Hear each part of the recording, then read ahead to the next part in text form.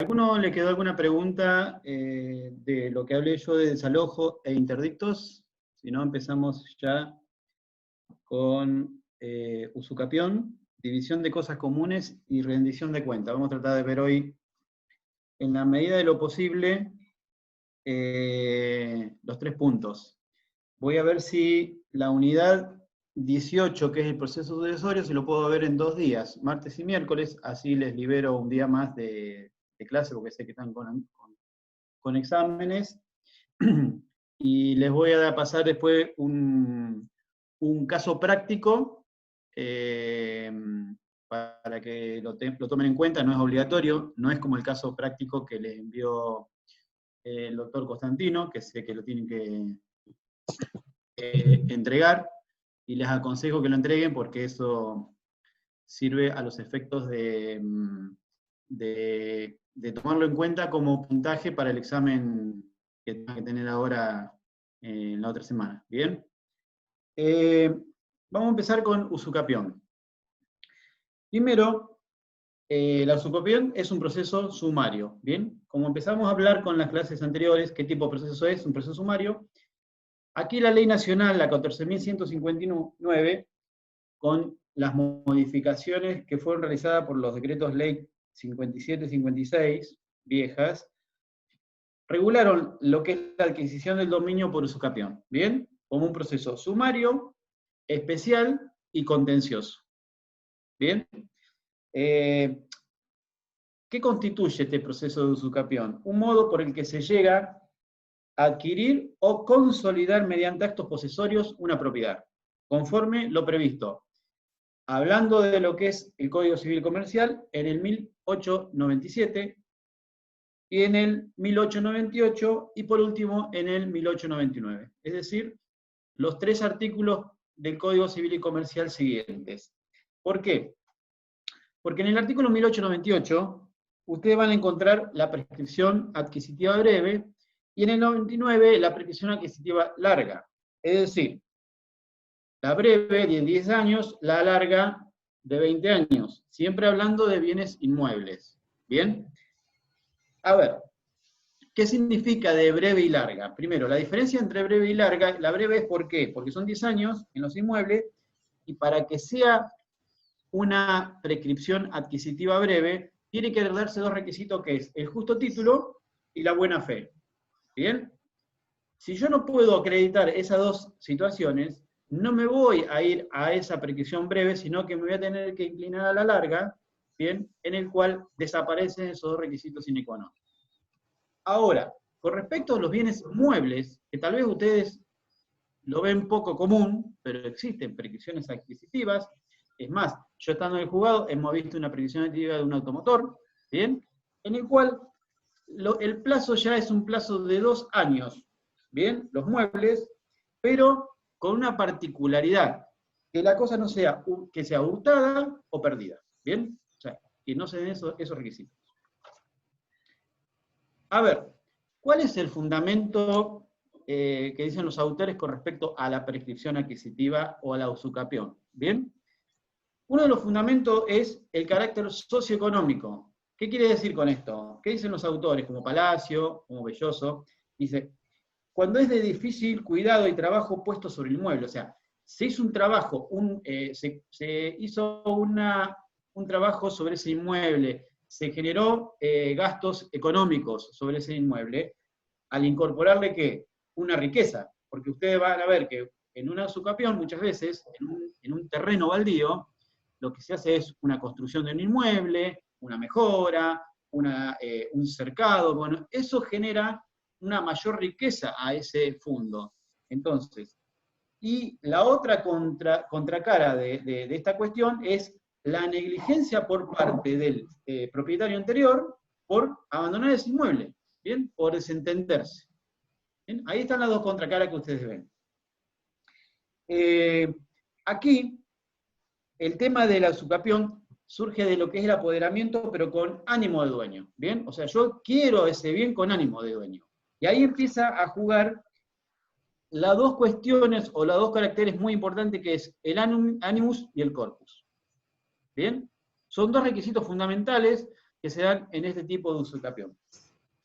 ¿Por qué? El animus, ¿qué quiere decir? El poseedor se comportó como lo hace habitualmente como un propietario. Ese es el ánimo, ánimo de poseer. ¿Bien? Entonces, el corpus, los ejemplos que yo siempre doy de lo que es el corpus es, por ejemplo, reparación del fundo, la percepción de los frutos, las construcciones, instalación de la luz, del gas, la construcción de los muros, plantación, cultivos, instalación de alambrados, el pago regular de los gravámenes. ¿Bien? Lo que ustedes habrán escuchado una vez, hay que pagar los impuestos de todos los años que yo pretendo prescribir para poder justificar, porque el pago regular de los gravámenes, como vamos a ver en la materia probatoria, es uno de los requisitos fundamentales para poder acreditar dentro de todas las pruebas, bien, de haber estado, digamos, poseyendo, digamos, con ánimo y con el corpus, con la voluntad de poseer por tantos años. Todo eso lo que afecta al inmueble. Una demanda de usucapión. A ver, los requisitos, como hemos visto en el desalojo y como hemos visto en los interdictos. En una demanda de usucapión, en un proceso sumario, además de los comunes del 330 que prevé el Código Procesal, tenemos que tomar en cuenta qué juez es competente. ¿Bien? Principio. ¿Quién sería competente? El del lugar donde está situado el inmueble. ¿Bien? Si el inmueble está situado en Mar del Plata, por ende, el juez competente para intervenir es el juez civil de Mar del Plata que resulte sorteado en la oficina de receptoría. Con respecto a la legitimación activa y pasiva, yo voy a hablar de la legitimación activa al margen de quienes son normalmente, quienes también pueden ser legitimados activos. Por ejemplo, el Estado también puede ser legitimado activo. El condominio también puede ser legitimado activo, ¿bien? Y el heredero. Ustedes van a observar que en muchas usucapiones, lo que tiene que acreditar el heredero, justamente para determinar los más de 20 años, para poder acreditar la usucapión larga, tiene que acreditar justamente el vínculo, ¿bien? Porque muchas veces pasaría, digamos, de haber sido una usucapión por parte de su abuelo, a su padre, y a él como heredero, ¿bien? Él estaría facultado, pero también tiene que acreditar ese camino de abuelo, padre a hijo, ¿bien? A los efectos de acreditarlo con la declaratoria de heredero, con el testimonio, etcétera, etcétera. O determinar que en tal juzgado se encuentra tramitando tal sucesión para indicar que efectivamente él es el único heredero, o los herederos que plantean ese caso de usucapión. Con respecto a la legitimación pasiva, es sencillo, porque la legitimación pasiva es quien resulte titular o quienes acrediten ser legitimados, digamos, sucesores, titular del bien. Uno de los procesos más complicados para tramitar y para trabar la litis justamente es la usucapión o la perquisición adquisitiva. ¿Por qué? Porque muchas veces el legitimado pasivo es difícil de encontrar o de determinar. Entonces, ¿por qué digo que es lo que más se tarda? Porque la parte probatoria es la más corta. La parte probatoria no es complicada, como vamos a ver ahora más adelante. Sí es difícil trabar la litis, trabarlo con los verdaderos herederos, porque la mayoría de las veces de las usucapiones se tienen que demandar a los herederos del titular dominial. Y muchas veces los herederos del titular dominial se carecen de información. Entonces se empiezan a agotar información con diligencias preliminares o, cuando se inician, información a la Cámara Nacional Electoral, al registro de las personas, a distintos organismos para determinar efectivamente quiénes son los titulares y si efectivamente esos titulares también están vivos. Porque si no, tiene que empezar a buscar si en ese titular, que es heredero del titular originario, está fallecido, hay que buscar si efectivamente está iniciado el sucesorio, quiénes son los herederos de eso. ¿Por qué? Porque a los efectos de trabar la litigación tienen que estar todos notificados. Como habrán visto ustedes en notificaciones, cuando se agota toda la instancia de averiguar los domicilios, o averiguar la identidad de la persona, o averiguar el domicilio de esa identidad de las personas, el último recurso es la publicación de los edictos. ¿Bien? Por eso hablaba de las notificaciones. Entonces, cuando llegan a la publicación de los edictos, es a los efectos de, al haber agotado toda la instancia para saber quiénes son demandados, con la publicación de edictos cierra esa etapa que es la traba de la litis. Si se llega a llegar a esa etapa de la traba de la litis con una publicación de edictos, bien, porque se desconoce o quiénes son los titulares, o se desconoce el domicilio de esos donde se encuentran viviendo en este momento, luego de la publicación de edictos, lo que se hace es dar la intervención a la Defensoría Civil, ¿bien? Para que proceda a intervenir. Lo que hace comúnmente la Defensoría Civil es, se presenta, no ofrece pruebas porque dice carezco de cualquier información, pero sí se presenta, interviene, y cada vez que hay que efectuar un traslado, tenemos que darle la vista a la Defensoría. Y una de las particularidades, cuando lleguemos a la parte de prueba, cuando se ordena el reconocimiento judicial se hace con la intervención de la Defensoría Civil corresponde, que resultó sorteada. ¿Bien? A ver, ustedes van a ver que el artículo 679, que se los voy a leer, dice, vía sumaria, cuando se trate de probar la adquisición del dominio de inmuebles por la posesión de conformidad a las disposiciones de la ley de fondo, Código Civil y Comercial, se observarán las reglas del proceso sumario. ¿Bien? Todos estamos claros, proceso sumario. Ahora, con las siguientes modificaciones, y esto es muy importante que ustedes tengan en cuenta, porque eso se pregunta en examen. Primero, se admitirá toda clase de prueba. Ahora vamos a ver el tema de las pruebas. Pero la sentencia no podrá basarse exclusivamente en la testimonial, en la testifical. ¿Bien? Segundo, deberá acompañarse los certificados otorgados por el registro de la propiedad, donde conste la condición jurídica del inmueble, debiendo informar dicho organismo con precisión y amplitud todos los datos sobre el titular o titulares del dominio. O sea, se tiene que librar oficio al registro de la propiedad, lo que hace comúnmente el que inicia una demanda de usucapión, ya en forma previa ordenó un informe de dominio actualizado del bien que pretende usucapir, a los efectos de ¿qué? De determinar quién es el titular. Porque ahí es donde yo empiezo con el territorio que le hablaba, de que si ese titular está fallecido, yo tengo que empezar a agotar todas las instancias para ubicar los verdaderos legitimados pasivos. Y el punto tercero, que para mí también es muy importante, es este. También se acompañará un plano firmado por profesional, matriculado, que determine área, linderos, ubicación del bien, y que será avisado por el organismo técnico administrativo que corresponda. Después sigo con el cuarto. Entonces, el plano. Ese es uno de los requisitos fundamentales para poder dar inicio a una usucapión, que es el plano. No está solamente previsto en el 679, inciso tercero, sino que conforme yo empecé a hablar, y lo dice el programa, la ley 14.159, en su artículo 24, habla específicamente que es uno de los requisitos imprescindibles. Tiene que ser firmado por un ingeniero civil o por un agrimensor. ¿Bien? Ahora, ¿qué sucede si se omite en la demanda ese plano? Su omisión lo va a tornar inadmisible esa pretensión. ¿Bien?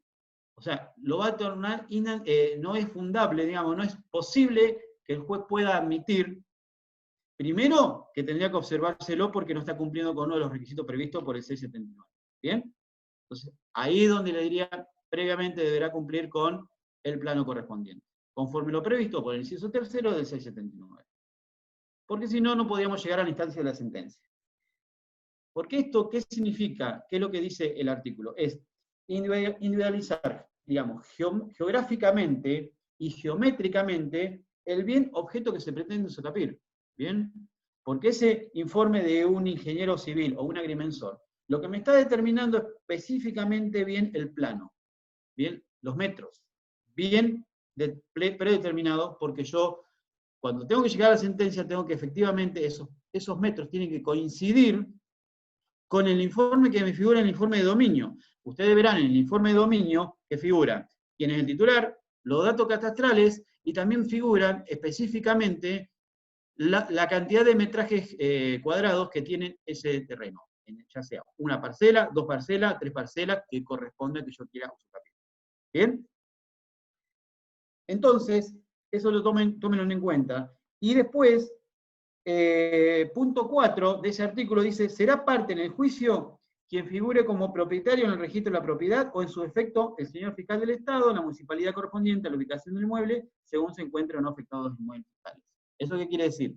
Por eso es importante que el informe de dominio del registro de la propiedad inmueble me indica el titular. Bien, ahora, si estamos hablando de terrenos fiscales, ahí ya es lo que está diciendo que interviene la Fiscalía General o el municipio según corresponde. Bien, eso se da muchas veces en procesos de usucapión que se están planteando por ejemplo, acá cerquita de la ciudad de Santa Clara, bien, en lo que se llama, el que conoce Santa Clara, Camet Norte, que es pasando Santa Clara, pasando la avenida Pulco al final, en Camet Norte, que es una playa de Camet Norte, ahí es donde hay toda una cantidad de terrenos que han empezado a construirse, que ahí es donde empezó a generarse todos los procesos de usucapión. Y muchos de esos terrenos, justamente, eran terrenos fiscales. ¿Bien? Entonces, tuvieron que ir en contra de la municipalidad, en ese caso, porque el titular decía hacer un terreno fiscal, tenía que, al no estar individualizado quién es el titular, al ser fiscal, va en contra del municipio. ¿Bien? Siguiendo. Cuando hablamos de prueba en el tema de este proceso de usucapión, los autores hablan que debe ser concluyente e inequívocos. ¿Bien? Por eso es muy importante, porque parece que el proceso de usucapión sea sencillo, y muchos creen que al dar inicio a una usucapión, con una simple prueba de testimoniales y adjuntar algunas boletas, ya es suficiente. Y les puedo asegurar que hay mucha cantidad más de rechazo de procesos de usucapión que se hacen lugar. ¿Por qué? Justamente por una falta probatoria. ¿Bien? Hay una escasez de valor probatorio, en el cual ahí es donde empiezan a perder los procesos. Porque acá se habla de que la prueba tiene que ser una prueba compuesta. El artículo 24, al cual yo le indicaba hoy, de la 1459, habla de la prueba compuesta. Dice que la certeza resultará de todos los elementos aportados. ¿Bien? Tiene que haber una certeza en el cual al juez que tenga que dictar sentencia no le genere una duda en decir, efectivamente, acá hubo una usucapión de 20 años, efectivamente está probado. ¿Bien? Entonces, ahí es donde empieza a jugar ciertas cuestiones en el cual deben ser analizadas. ¿Qué quiero decir con esto? Miren, una de las cuestiones en el cual he visto en todos los reconocimientos, en todas las usucapiones o prescripción adquisitiva, que es lo que siempre se recomienda, es solicitar como prueba, y ustedes habrán leído cuando hablaban de los medios probatorios, el reconocimiento judicial. Yo, siendo secretario, he hecho una cantidad bastante grande de reconocimientos judiciales, porque los reconocimientos judiciales, como principio, habla que lo tiene que hacer el juez, pero si el juez faculta a un funcionario, lo hacía con las facultades ese funcionario, y yo, siendo secretario, lo he hecho. Y he hecho una gran cantidad respecto a prescripción adquisitiva. ¿Para qué sirve el reconocimiento judicial? A ver, sirve para corroborar todas las pruebas testimoniales. Bien, ustedes habrán visto, los testigos dicen, sí, efectivamente, yo lo conocí a fulanos y él hace más de 20 años que está viviendo en esa propiedad, o más de 20 años que empezó a hacer mejoras en ese terreno. Yo, cuando iba a hacer un reconocimiento judicial, lo que hacía era lo siguiente, era posicionarme en ese fondo, en base al expediente que tenía a la vista, en base a la prueba anteriormente recolectada, porque el reconocimiento judicial se ofrece como prueba en conjunto, pero es la última prueba que se realiza. O sea, primero, siempre el reconocimiento judicial se difiere al final. Primero se producen todas las pruebas testimoniales, las documentales, por supuesto, si hay alguna pericial, y por último, la prueba de reconocimiento judicial, el cual determina el juez si efectivamente es necesaria, porque muchas veces el juez, analizando la cantidad de pruebas, dice, no, el reconocimiento judicial es innecesario porque ya tengo prueba suficiente en el cual voy a llegar a un resultado favorable, y lo descarta. Ante la mínima duda, como yo le hablaba de la incerteza, para poder darle más fuerza a una sentencia y poder determinar que efectivamente hubo una prescripción adquisitiva de tantos años, me constituía yo, determinaba que efectivamente observaba que había surcos, cercos, que había alguna construcción, que había plantas que habían sido plantadas aproximadamente de tantos años, si había una propiedad, medianamente uno observaba, por más que uno es abogado, el reconocimiento no es que tengo que tener una especialidad, sino que observo que efectivamente hay ciertas características raras, o recordando que una vez me tuve que ir hasta Miramar con la compañía de un ingeniero, justamente civil o agrimensor, creo que era agrimensor, que habían ofrecido ellos, digamos, que había intervenido como perito. Entonces, ante la duda, me acompañó. ¿Y para qué me sirvió ese ingeniero agrimensor? Para determinarme, ante el conocimiento que él tenía, efectivamente, qué es lo que yo estaba reconociendo y si estábamos coincidiendo con los metros cuadrados y con la cuestión geográfica y geométrica que yo le hablaba hoy. ¿Bien? Entonces, ahí es donde empieza a jugar toda esta cuestión, y por eso hablo de una prueba en conjunto. ¿Bien? No es que una prueba sobresale por la otra. Una prueba en conjunto le da una certeza absoluta al juez para poder llegar al resultado final. Ya sea favorable o desfavorable. ¿Bien? Siguiendo con las pruebas, ustedes van a ver que hablé de prueba pericial.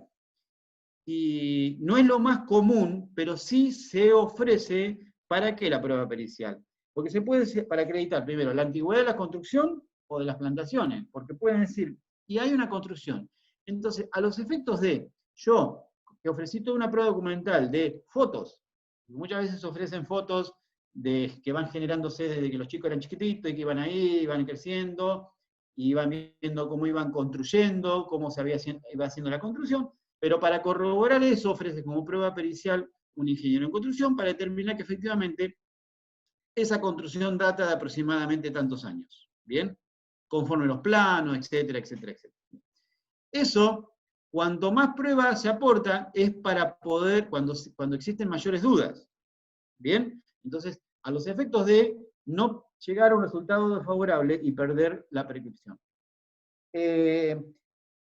Otra de las pruebas es la prueba instrumental a la que yo le hablaba, que es el pago netamente de los impuestos.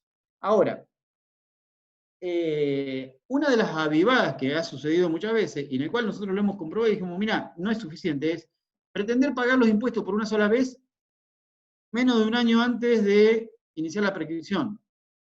¿Y por qué ya hablo de avivada? Porque eso genera, efectivamente, no hubo un pago desde que estuvo prescribiendo, digamos, hace 20 años atrás.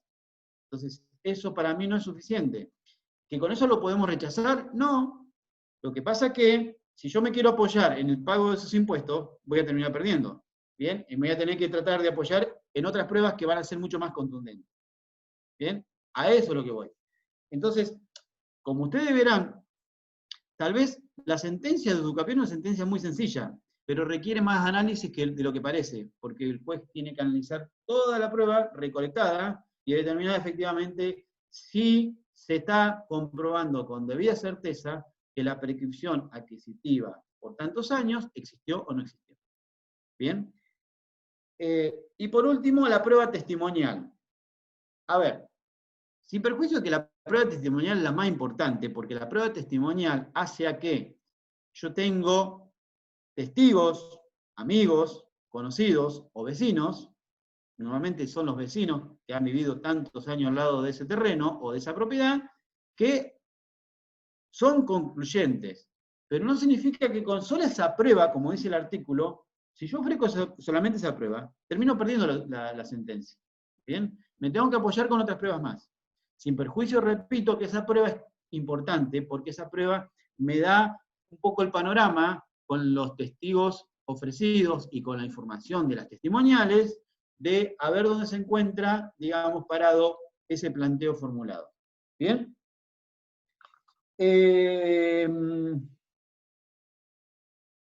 Vuelvo a lo mismo.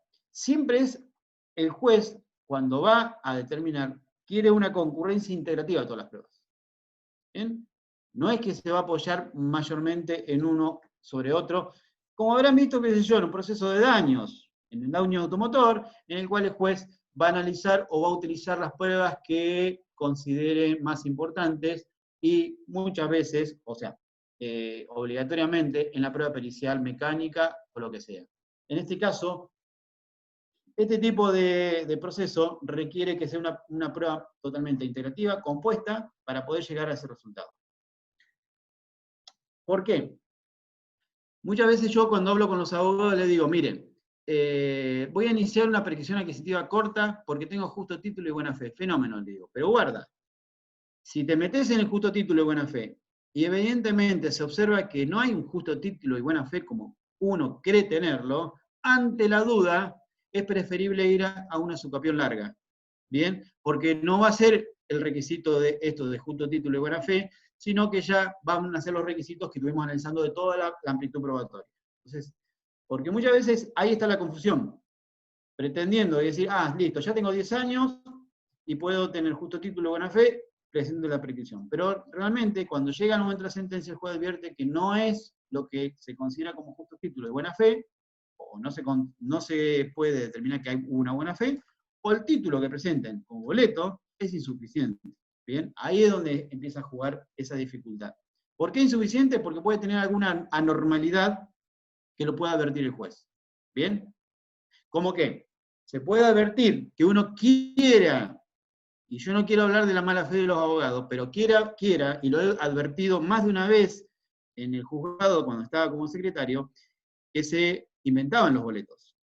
Y saltaban justamente que se firmaba un boleto cuando el titular ya había fallecido. Entonces, ahí se voltea. Y ahora es mucho más fácil.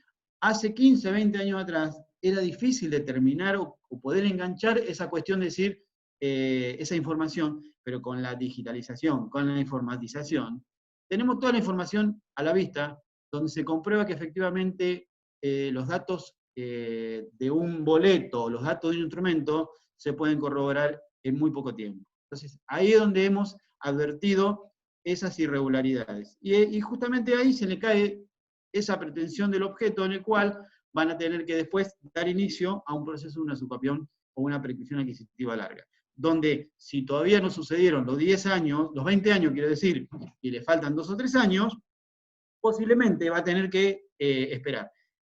Justamente, recordando ciertas particularidades que se han dado por los 20 años. Los 20 años son importantísimos. ¿Por qué? Ha sucedido en el cual hubo sentencias en el que efectivamente se llegó a comprobar que no llegaron a cumplirse uno de los requisitos más importantes, que es los 20 años. Se comprobaban que eran 18 años, faltaban 2 años. ¿Bien? Ahora, hubo un fallo que a mí me interesó mucho, que salió de la Cámara, salió confirmado, mejor dicho, la Cámara modificó lo de primera instancia del juzgado civil número 3, creo que 3 o 4, el juzgado de Garros, donde él a primera instancia había dicho, no, o el 5, no me acuerdo, uno de esos era, había dicho, no, como no llegaron a cumplirse los 20 años, rechazó la usucapión. Cuando fue la Cámara lo revocó y dijo, sí, fenómeno. Cuando se dio inicio al proceso de usucapión, eran 18 años. Pero en el interín, cuando el proceso siguió su curso, al momento del dictado de la sentencia, los 20 años habían cumplido. Entonces, no puedo yo pretender, digamos, retrotraerme al inicio de la demanda, siendo que hubo un periodo que generó el completar el plazo de prescripción. Eso a mí me interesó mucho como fallo, porque la verdad que es coherente. Yo no puedo, porque si no a mí me están rechazando, y después tengo que iniciar uno y decir, señor juez, inicio un nuevo proceso porque ya cumplí los 20 años, mientras el proceso iba en su curso, digamos. Entonces, ahí donde, digamos, ustedes van a encontrar ciertas cuestiones o ciertas cuestiones racionales que llegan a ese resultado, ¿bien? ¿Son estrictos con los 20 años? Sí, pero hay ciertas particularidades que se tienen que analizar en su momento, al momento del dictado de sentencia. O sea, al momento de dictar sentencia uno tiene que determinar, ¿están cumplidos todos los requisitos? ¿Están probados, está aprobado efectivamente esa prescripción adquisitiva larga? Bueno, efectivamente, dicto sentencia a favor. No, rechazo. Y por último, la sentencia, justamente, que estábamos hablando, hace cosa juzgada. Bien, ustedes habrán visto en la unidad 9, creo que es, cuando vieron que por más que no esté, creo que Nancy le explicó lo que era cosa juzgada formal y material. Aquí el pronunciamiento hace cosa juzgada material. O sea, lo que se resuelva no puede ser revisado. ¿Bien? Eso por un lado. Ahora, el punto habla de la inscripción y cancelación. Y es muy importante esto. Miren, yo le hablaba hoy que el artículo hablaba de uno de los requisitos es que en el informe de dominio ver quién es el titular. O sea, para poder yo a ver quién voy a demandar o los herederos de ese titular. Ahora, cuando el juez dicta una sentencia, llega el resultado de la sentencia, una vez que está firme y consentida, tenemos que proceder a la inscripción. O sea, la inscripción ante el registro de la propiedad inmueble. ¿Bien?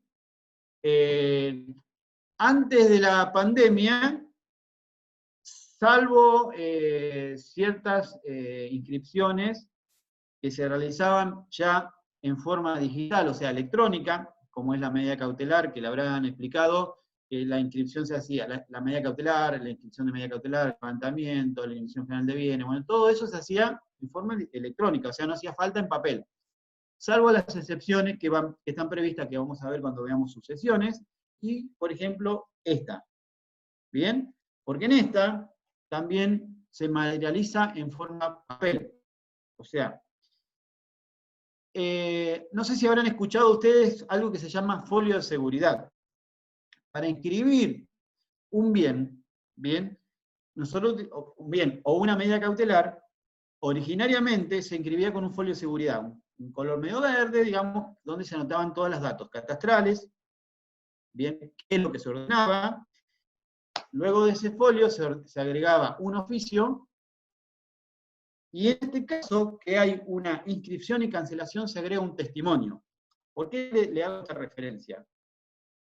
Porque tanto las sucesiones como estas cuestiones de inscripción de la prescripción adquisitiva o usucapión, donde hay que inscribir un bien, donde se modifica el estado de dominio para inscribirlo a nombre de otro, se inscribe con oficio y testimonio. ¿Qué significa oficio y testimonio? Es un oficio, bien, dirigido al registro de la propiedad inmueble, con los datos de la causa, qué es lo que se pretende, y hay dos oficios. Uno que es cancelación y otro que es inscripción. Van en conjunto, ¿por qué? Primero tengo que cancelar. ¿Qué significa cancelar? Que el titular del dominio anterior queda sin efecto, eso se llama cancelar. Y luego se ordena un oficio que es inscripción. ¿Qué significa?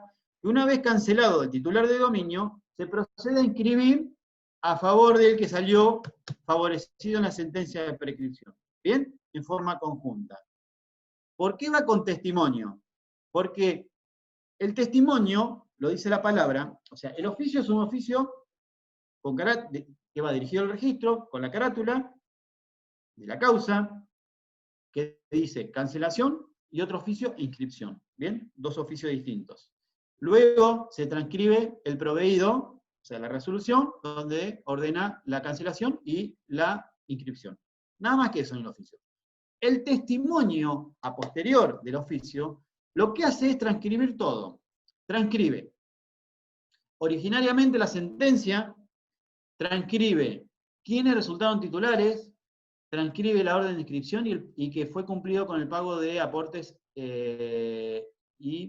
honorarios de aporte, tasa de justicia, etcétera, etcétera, todas las cuestiones legales que se exigen. ¿Bien?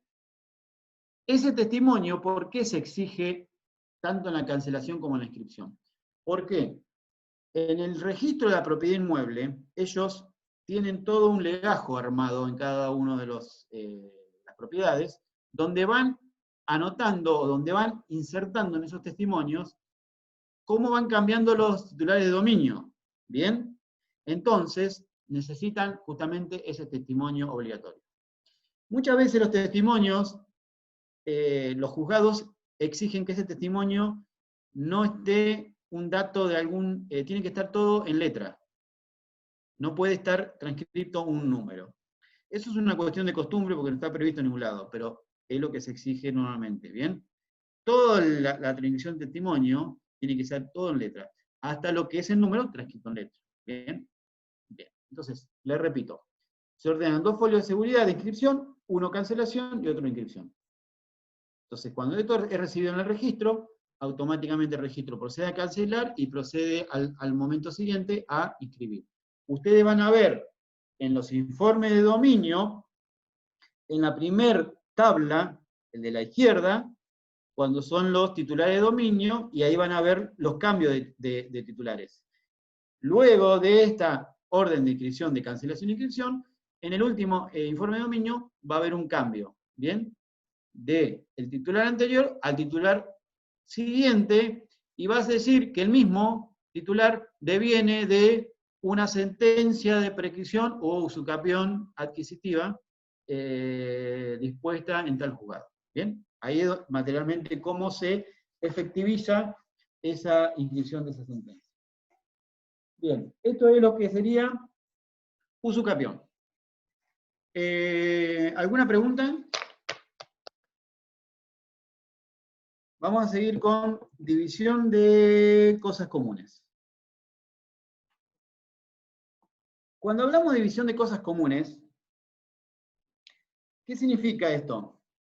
Es lo que ustedes están hablando de, en forma material, existe un condominio. ¿Bien?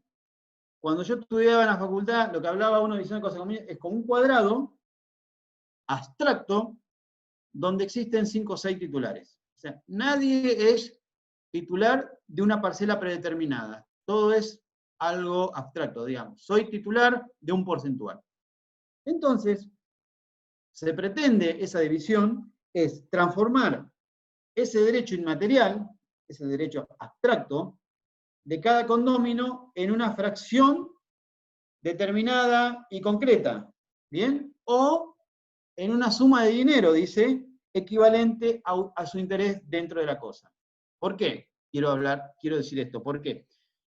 Muchas veces, al existir una cantidad X de condóminos, no se puede realizar la fracción, o porque está prohibido por una disposición municipal en el cual no puede ser menos del metraje tal, entonces evidentemente esa división por fracciones no se puede hacer. Entonces habla del equivalente. ¿Qué significa? Es venderlo, ya sea o en forma privada o a través de una subasta, y el equivalente a esa venta se distribuirá en especie, como dice. ¿Bien? En dinero, donde lo van a adquirir en forma al porcentual que tenía cada uno de los condóminos al momento final. ¿Bien? Entonces, el objeto de esta división de cosas comunes, ¿qué es? Primero, es un verdadero proceso contencioso. O sea, no es voluntario, como ustedes van a ver en las próximas clases, que es una sucesión. Acá hay una controversia, porque si llegamos a un proceso contencioso significa que no hubo voluntad privada de poder dar por finalizado este condominio. Por ende, existe un conflicto entre ellos, ¿bien? Para poder llegar a este proceso contencioso. Y se trata de una pretensión real. ¿Bien? Recuerdan ustedes que cuando yo hablaba de desalojo o cuando hablaba de interdicto, ya no hablaba de una pretensión real, sino personal. Acá es netamente real. ¿Bien? Eso por un lado. Ahora, este tipo de división de cosas comunes se divide en 2 etapas. ¿Bien? 2 etapas netamente bien diferenciadas. La primera etapa del proceso es se debate y se resuelve sobre esa procedencia de la división o no, y la forma de practicarla. ¿Bien? Esa es la primera etapa. O sea, es resolver si procede o no la división, y en su caso, la forma de cómo debe ser practicada. Primera etapa. Bien. Llegamos a esa primera etapa. La segunda, ¿cuál sería? Es hacer efectiva esa división. ¿Bien? Vuelvo a lo mismo. Primera etapa, debatir si procede esa división y cuál va a ser la forma. ¿Bien? Llegamos ahí, efectivamente, procede y la forma va a ser tal. Ahora, ¿cómo se hace la división? Es la segunda etapa. Si va a ser división por parcelas, porque está previsto, bien, en especies o en subasta. ¿Bien? Entonces, ahí es donde empezamos a determinar, bien, en qué resultado o sobre qué resultado vamos a llegar en su oportunidad. El trámite de este tipo de proceso está previsto en el 673, ¿bien? Del Código de Procedimiento Civil y Comercial. Yo siempre hablo del civil y comercial, como verán, no lo hago referencia al nacional, porque en cierto modo, primero en el examen nos guiamos mucho por el provincial, porque es donde más ustedes van a trabajar, ¿bien? Cuando hacemos algunas diferenciaciones, porque existen alguna diferenciación muy particular, por ejemplo, en su oportunidad el tema de la caducidad de instancia o algo por el estilo. Pero en este caso no voy a hacer esa diferenciación porque son muy similares, tanto nación como provincia, en estos tipos de procesos. Primero, en primer lugar, este tipo de proceso se va a sustanciar a través de un proceso sumario. En primer lugar. ¿Bien? La demanda debe contener, dice el artículo, la decisión expresa sobre la forma de la división. ¿Bien? De acuerdo con la naturaleza de la cosa. O sea, yo pretendo esa división, fenómeno, lo inicio, pero yo tengo que determinar cuál pretendo que sea la forma. Después se va a discutir, por supuesto, con los traslados que correspondan, conforme los otros cotitulares. Pero ahí eso tiene que estar previamente exigido. Entonces, el actor que debe acompañar, no solo la prueba documental, ¿bien?, que acredite la existencia de su condominio y su calidad de condómino. O sea, tiene que acreditar que él efectivamente, para ser legitimado activo, es titular de una porción. Primero, titular de un condominio, y que es su calidad de condómino. ¿Bien? Donde puede ser que efectivamente sea él o sea heredero de algún condomino. ¿Bien? Acto seguido debe ofrecer toda la prueba que considere idónea. ¿Bien? Eso también es importante. Y, como le decía, puede proponer la forma de realizar la división. Es decir, bueno, al momento propongo que la división se realice de esta manera, sin perjuicio de que después se discuta, como le decía, y se determine a través de las pruebas. Entonces, una vez que se inicia la demanda, se notifica con el traslado de la demanda, y el demandado, se va a determinar la división y forma de practicarla, ¿no? El actor. El actor dice, bueno, pretendo que se divida de tal manera y la forma que sea de tal manera. Eso, como le decía, se le da traslado al demandado, y el demandado puede o contestar allanándose y decir, sí, efectivamente, acepto las condiciones. Pero también puede decir, está bien, me allano a la división. Está bien, tiene razón, no puedo, y es lo que comúnmente sucede, porque si las cláusulas en ese contrato no hay una imposibilidad contractual de división de ese condominio, yo no puedo venir el demandado y decir me opongo porque me opongo, no puede. Entonces, normalmente lo que hace es allanarse, pero sí se opone a la forma, ¿bien? Porque puede considerar que la forma no es la que le gusta, o la pretendida por el actor, y es la que va a ser discutida. ¿Bien? Ahí es donde empieza a jugar esa cuestión. Ahí es donde empieza a intervenir, digamos, luego de ser determinado de que el juez haga lugar, es primero la intervención del perito. ¿Bien? El perito 674, miren lo que dice 674. Ejecutaría la sentencia, ¿bien? Yo determiné que se debería realizar la división de ese condominio, ¿bien? Pero estamos en un conflicto de ver cómo se va a ejecutariar. Y dice, ejecutaría la sentencia, se citará a las partes una audiencia para el nombramiento de un perito tasador, partidor o martillero, ¿bien? Tasador, partidor o martillero. ¿Por qué? Porque ahí es donde nosotros estamos justamente en la sentencia, en la discordancia de qué tipo de división se va a realizar. Por eso habla de tasador, partidor o martillero. Porque si es partidor, ningún inconveniente, porque lo que quiere decir que se pueden partir los bienes porque está suficientemente garantizado con la cantidad de metrajes en cada una de las parcelas. Ahora, si no se puede, hay que tasarlo. Entonces interviene un perito tasador o un perito martillero para determinar cuál es el valor del bien. Para luego, bien, fíjense, tasador. ¿Por qué tasador? Porque el tasador se tasa y se va a determinar cuál es el valor, y conforme el porcentual que tenía cada uno del condomino, luego de la venta privada, van a adquirir el valor de eso. En cambio, el martillero es el que interviene cuando llegamos al momento de una subasta, ¿bien? En el cual no se ponen de acuerdo y dice, listo, vamos a la venta del bien en forma de subasta, que en este momento se realiza en subasta electrónica, y luego de la venta, ¿cómo se materializa? Me están pidiendo quién es el perito partidor. Bien, es perfecto. ¿Cómo se, no solamente el perito partidor o el martillero, cómo se sortea? Creo que eso es lo que me está pidiendo, ¿no? A ver. Bien, ¿quién es el perito partidor? El perito partidor, espere que estoy, ahí está. Perdón, Ahí está. lo que quería preguntarle es si el perito partidor es un martillero. Bien, no O si es entendí. otra, eso es lo que No, quería saber. sí. Lo que pasa es que hay dos cuestiones.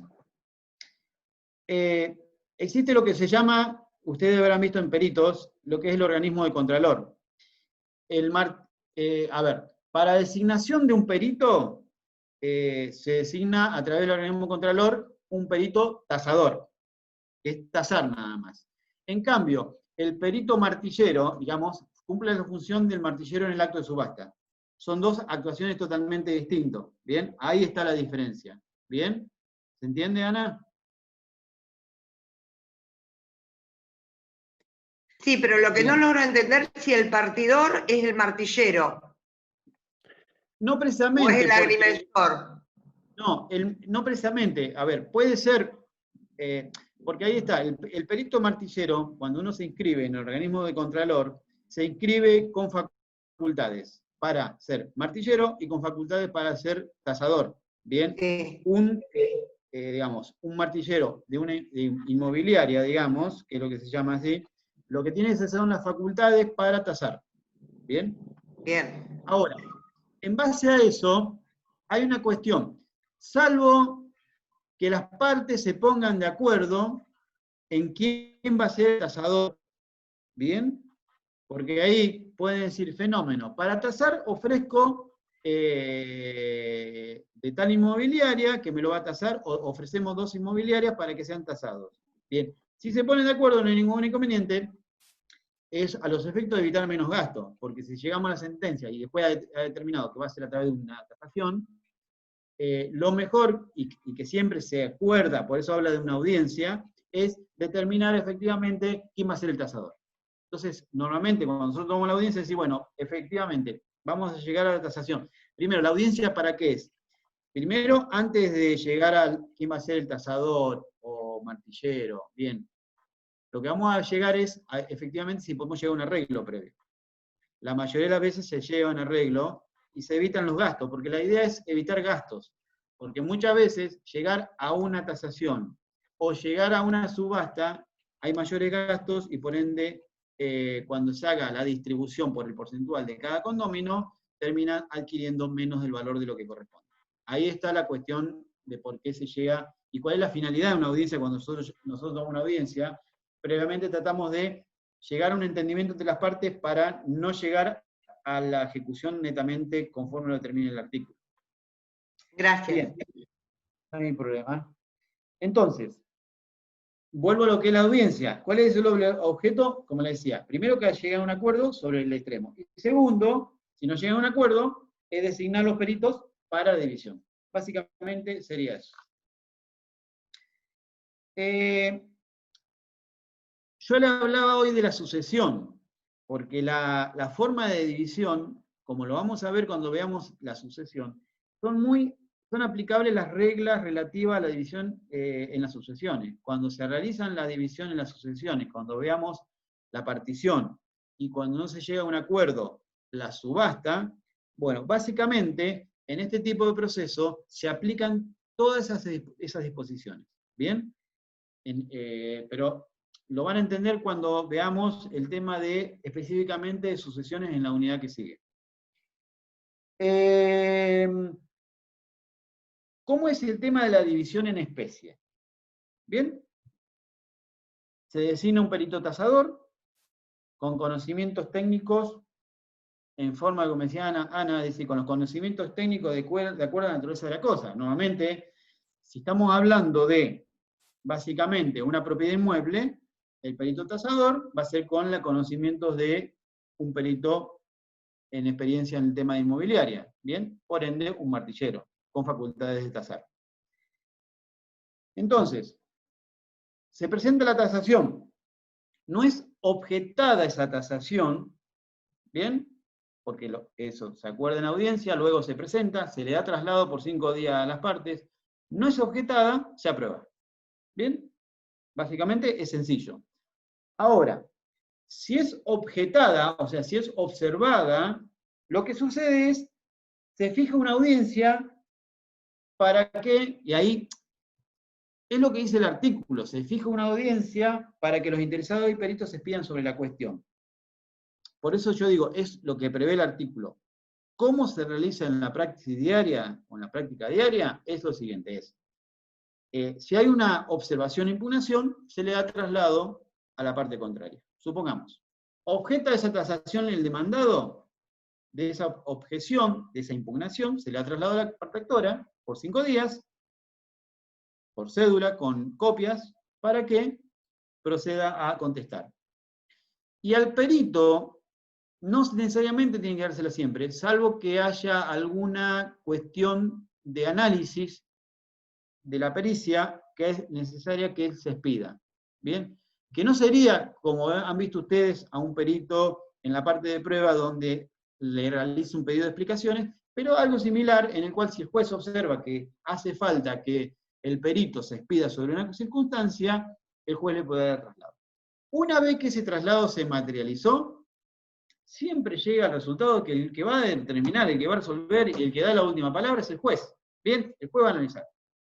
Tasación, impugnación, contestación de la impugnación, el juez resuelve con una resolución interlocutoria, es decir, con todo el análisis va a llegar a un resultado.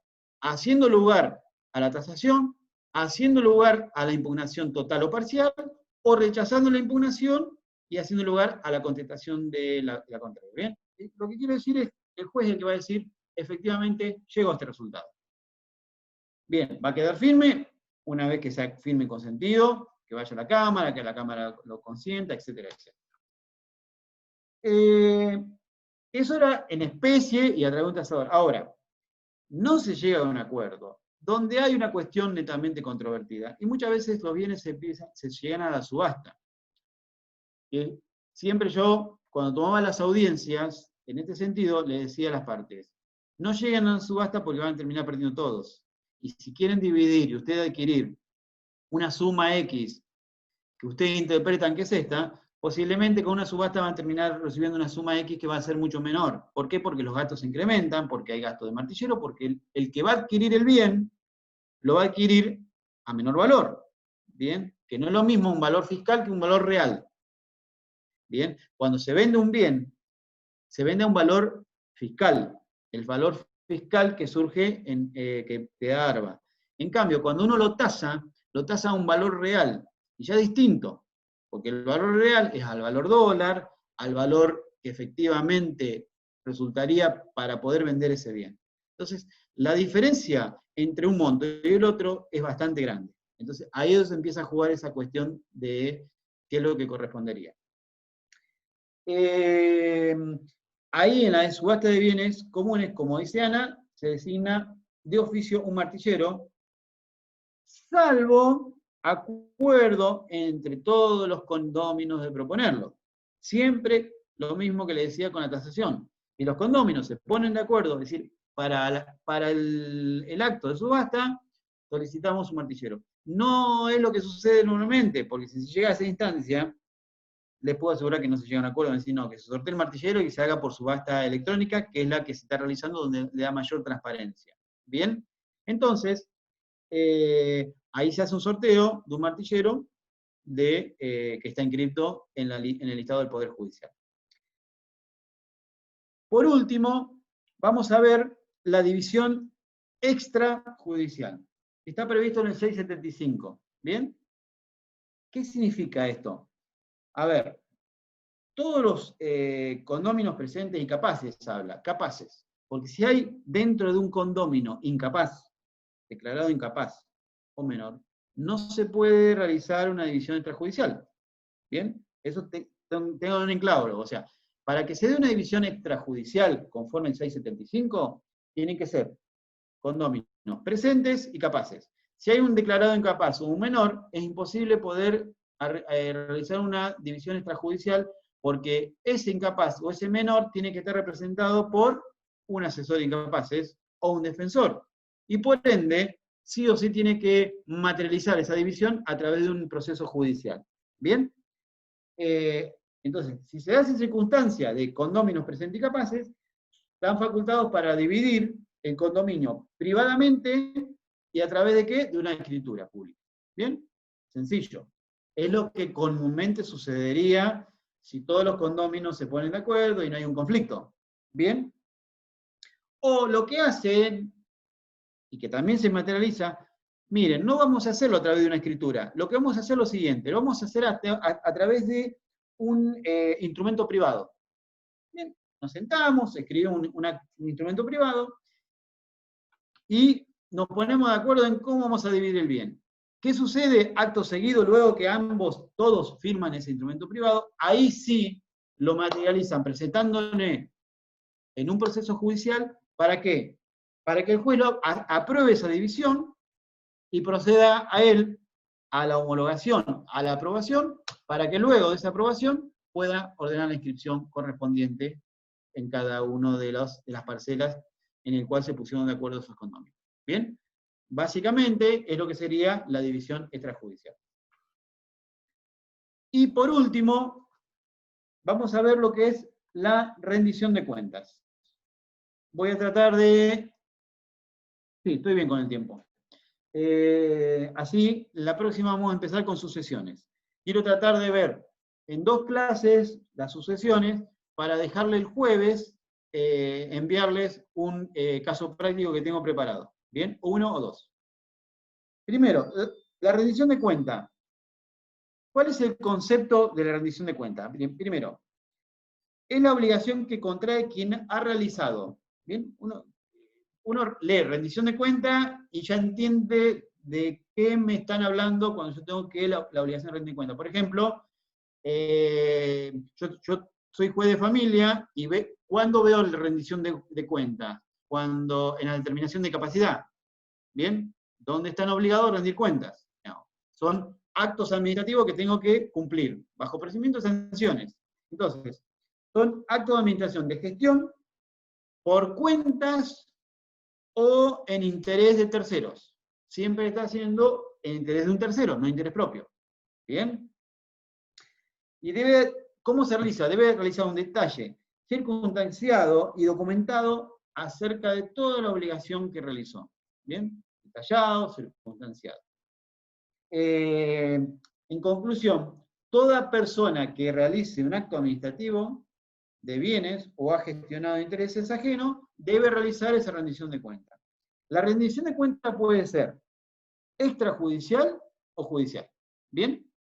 Básicamente existen las dos. Que ahora vamos a ver. Lo importante en una rendición de cuentas es que existen 3 etapas. ¿Bien? Cuando uno llega a instancia judicial, siempre tiene en cuenta esto, que son 3 etapas muy, pero muy determinadas. El juez cuando empieza a intervenir en un tipo de proceso de rendición de cuentas, lo primero que hace es bien las etapas. Hemos visto muchas cuestiones en las sociedades de hecho, ¿bien? Donde hay un conflicto, donde una sociedad se disolvió por conflicto entre los socios de hecho, y ahí empiezan los conflictos de rendición, ¿bien? Para ver si existe un activo suficiente para luego distribuir. Entonces, la primera etapa es sobre el debate o no de la existencia de la obligación de rendir cuenta. ¿Bien?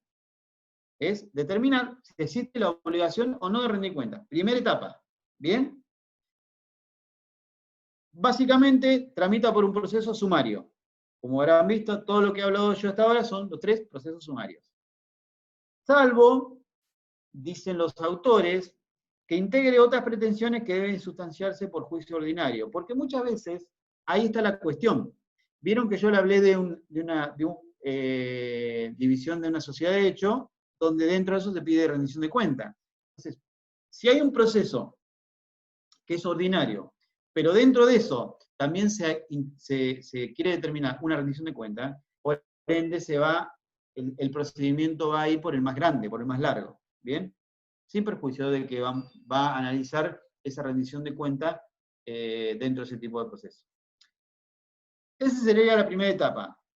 La segunda etapa es presentar, dice, las cuentas. O sea, primero era la existencia o no de la obligación de rendir cuenta. Listo. Se determinó que debía rendir cuenta. Ahora, lo que va a tener que hacer en la segunda etapa es justificación y formulación, digamos, de primero presentar las cuentas. ¿Bien? Presento las cuentas. Yo considero que estas son las cuentas documentadas y debidamente justificadas. ¿Bien? Y si hay impugnaciones por parte de los contrarios, tienen que estar también esas impugnaciones debidamente justificadas. ¿Cómo culmina esto? Con una sentencia que aprueba aquellas y que determina un saldo activo. En conclusión es eso. O sea, se determina, a ver, ¿qué es lo que yo considero que hay con esta documentación, donde rindo cuenta? ¿Qué es lo que va a considerar el accionado? Y el juez, en base a ese análisis, va a determinar si efectivamente aprueba esa rendición de cuenta o la observa por ciertas impugnaciones y va a ver si llega a un resultado de un saldo activo. Cuando se llega a un resultado de un saldo activo, es donde ahí se tiene que dividir ese saldo activo para ver quién pertenece. ¿Cuánto le correspondería al actor y cuánto le correspondería al demandado, supongamos, si había una sociedad? O si ese saldo activo corresponde que sea integralmente dado, o digamos, o lo debe poseer el actor que pretendió la demanda. Y la tercera etapa, ¿vieron? Primera etapa era primero la existencia o no de rendir cuenta, la segunda es presentar las cuentas, bien, justificadas, con la impugnación, y resolver la sentencia. Y la tercera es lo básico, que es tendiente a ese cobro de ese saldo activo. ¿Bien? O sea, llegué al momento de la sentencia, fenómeno, muy bonito, un saldo activo, ¿y cómo lo cobro? Bien, ahí es donde empieza a jugar qué es lo que, cómo surge la tercera etapa. Por eso, parece que no existiera una etapa, pero cuando uno trabaja en este tipo de proceso, son muy marcados, ¿bien? Porque cuando uno llega a la sentencia, se dicta la sentencia, pero después, luego de que la sentencia quede firme, lo que se pasa en la tercera etapa es, a ver, ¿cómo se cobra ese saldo activo? ¿Bien? ¿Y cómo se cobra? A través del procedimiento de ejecución de sentencia. O sea, el proceso de conocimiento finalizó con el dictado de la sentencia donde determinó cuál era el saldo activo. Acto seguido, si ese saldo activo no es pagado luego de los 10 días que el juez indicó en la sentencia y se venció, yo, actor, estoy en condiciones de ejecutar esa sentencia. O sea, ¿qué quiere decir? Que esa sentencia es un título suficiente para ejecutar y reclamar ese saldo activo más los intereses que corresponden. ¿Bien? Ahora, fíjense, el juez dicta una sentencia y tiene que obligatoriamente determinar un plazo para rendir cuentas. ¿Bien? En primero.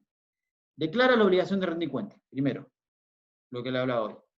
Entonces el juez dice, que no puede ser el plazo menor de 10 días, bien, ni mayor a 30 días. Siempre determina esto. Normalmente ustedes en la sentencia van a encontrar que el juez dice en el plazo de 10 días. Por eso yo le hablaba justamente antes de leer esto, son 10 días. Con un apercibimiento, bien, el juez dice, bajo apercibimiento de tener por exactas las presentadas por el actor. Bien, rinde cuenta, bajo apercibimiento de, si no es efectuada, tener por exactas las que fuera presentada por el actor en su oportunidad. ¿Qué pasa si es impugnada?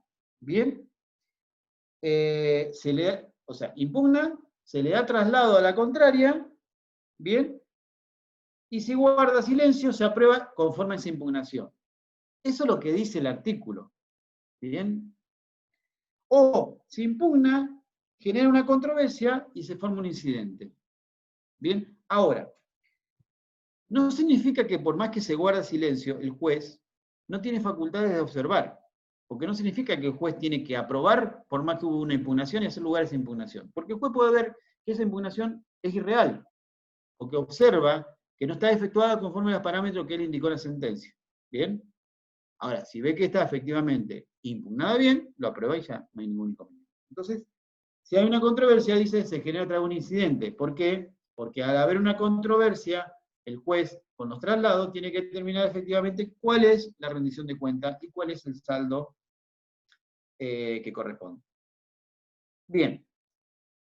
El artículo 650 habla del trámite del incidente. Bien. El 650 dice lo siguiente, que es el que hablaba yo recién. Se aplicará el procedimiento del incidente siempre que exista condena judicial a rendir cuenta. Punto 1. ¿Bien? Sentencia donde dice condena judicial a rendir cuenta. Punto 2.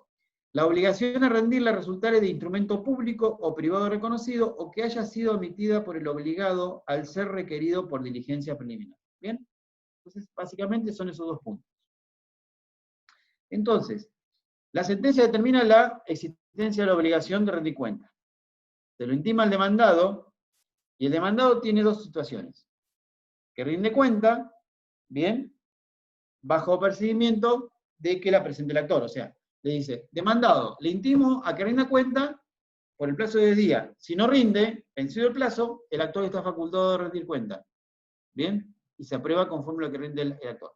Ahora, la segunda opción es que el demandado acompañe a esa cuenta. Bien, entonces, la intimación a rendir cuenta desaparece. Lo que se va a analizar es si efectivamente esa cuenta es válida o no. Y ahí es donde empieza a jugar efectivamente cuál es la cuenta para si se llega o no a un resultado de un saldo activo. ¿Cómo es la forma de rendir cuenta? ¿Bien? Cuando uno tiene que rendir cuenta, ¿cómo es? Primero, debe contener en forma clara y precisa las explicaciones y referencias que sean necesarias acerca de ese procedimiento que utilizó. ¿Bien? Y el resultado obtenido en cada operación. Por eso no es que yo digo, bueno, rindo cuenta y llego a un resultado a favor del saldo de 250.000 pesos. Fenómeno. ¿Cómo llegaste a ese resultado? Yo tengo que tener una cuenta bien documentada, un análisis determinado de los gastos, el activo, el pasivo, etcétera, etcétera, que es un análisis que posiblemente van a necesitar una ayuda de un contador, para poder llegar a ese resultado. ¿Bien? ¿Por qué? Porque si no el juez no va a poder llegar al resultado favorable que pretende el actor, o que pretende el demandado en su caso. Y lo más importante no es que va a llegar a un análisis efectivo. Ese análisis que yo voy a hacer, tiene que tener un respaldo. El respaldo es un respaldo documentado. ¿Bien? O sea, cuáles son los comprobantes, cómo llegó a esa operación. ¿Bien? Todo ese resultado tiene que ser suficiente para poder garantizar todo el análisis que se hizo.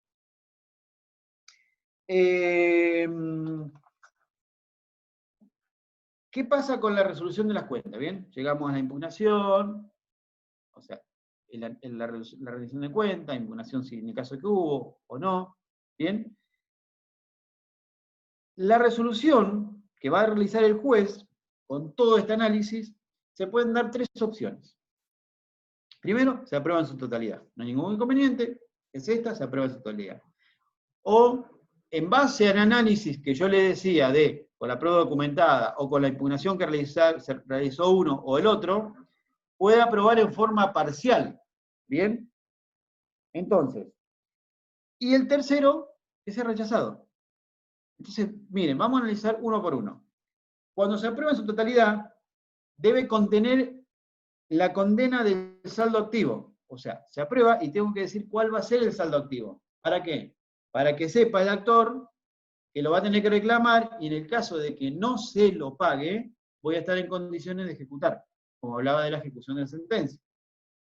Vamos a la segunda. Aprobación en forma parcial. ¿Qué sucede? Se modifica el importe del saldo de conformidad con esa impugnación y se llega posiblemente a un saldo menor. Pero siempre va a haber un saldo activo, que va a ser menor al que hubiera sido pretendido, pero va a ser un saldo activo. Ahora, si se rechaza, significa que no hay un saldo activo. Entonces, no cabe la posibilidad de una nueva rendición de cuenta. Y entonces empieza a jugar lo que yo le hablaba hoy, que hace una cosa jugada material. O sea, quedar firme, yo no puedo pretender nuevamente instar eso, porque el juez le va a decir, hay una cosa jugada, que es lo que hablamos siempre, objeto, sujeto y causa. ¿Bien? Coincidencia en esas pretensiones. Bien. Vamos a la última etapa, como le había hablado hoy. ¿Cómo cobro el saldo? ¿Cómo cobro ese saldo activo? A través del procedimiento de ejecución de sentencia. ¿Bien? Como habrán visto cuando vieron ejecuciones, creo que con Patricio. De ese cobro. Por último, así lo estoy liberando, se da una cuestión que es, el último punto dice, demanda por aprobación de cuenta. ¿Qué es eso de demanda por aprobación de cuenta? El artículo 654 indica en el Código de Procedimiento Civil y Comercial justamente este punto que es demanda por aprobación de cuentas. ¿Cuándo sucede? Cuando el obligado, bien, en el supuesto de que el dueño titular del negocio o administrador se niega a recibirlo, o sea, hay un conflicto, y yo tengo que rendir cuenta, porque si no rindo cuenta me está generando intereses, me está generando perjuicio, lo que hago es, rindo cuenta de forma espontánea. Y si inicio un incidente o una acción de rendición de cuenta, bien, y utilizo esa vía legal para poder liberarse de esa obligación. Ahora, ¿qué es lo que tiene que acompañarse como requisito para iniciar esa demanda por aprobación de cuentas? Dos cuestiones. Primero, como se entiende, la rendición de cuentas. ¿Bien? Documentada, con el detalle que yo le explicaba. Pero una de las particularidades que no pueden faltar es la boleta de depósito por ese importe que él considera que es un saldo a favor del actor. ¿Bien? O saldo deudor, como se le llama. ¿Eso por qué es importante la boleta? Porque se llama lo que comúnmente ustedes habrán escuchado que un proceso de es consignación de suma de dinero. Dentro de esta demanda de aprobación, es como que yo estoy consignando una suma.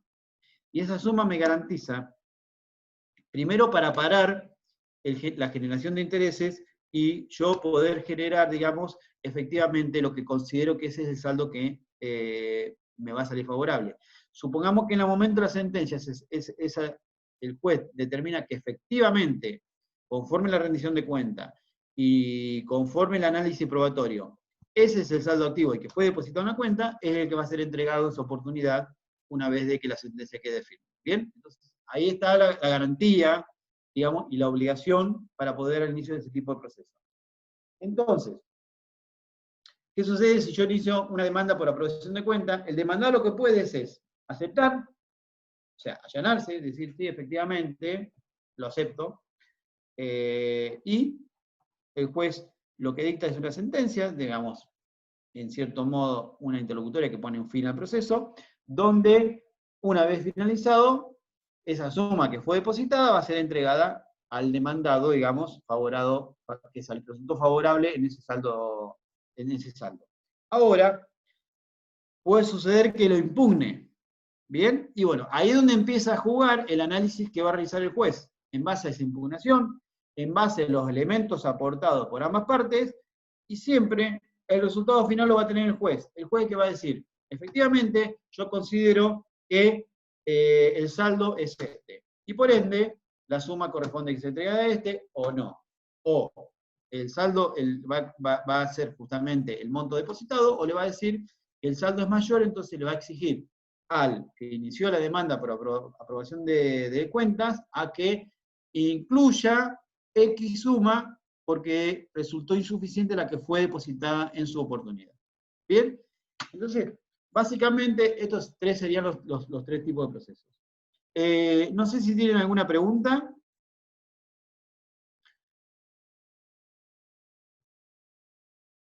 No.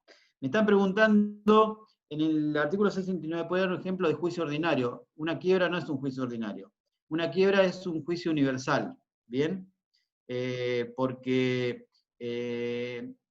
lo mismo que la sucesión es un juicio universal. No son procesos de conocimiento.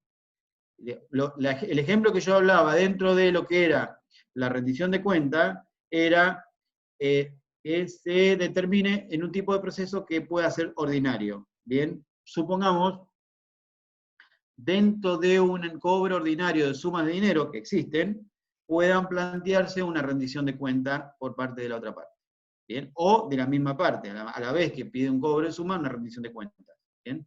Digamos, lo que se entiende, lo que yo daba el ejemplo era, justamente, es que ante el objeto o la dualidad de objetos, porque no significa que pueda haber una sola pretensión en la demanda, sino que ahí existe una dualidad o una triple pretensión, siempre se va a atender al proceso mucho más largo para poder garantizar el derecho de defensa en juicio de las partes. Más que todo es por eso. Bueno, nos veremos mañana, Alan. Me imagino que vos le das de vuelta el ID y listo. Sí. Nos encontramos. Sí, Bueno, sí. bien, perfecto. Vamos a empezar.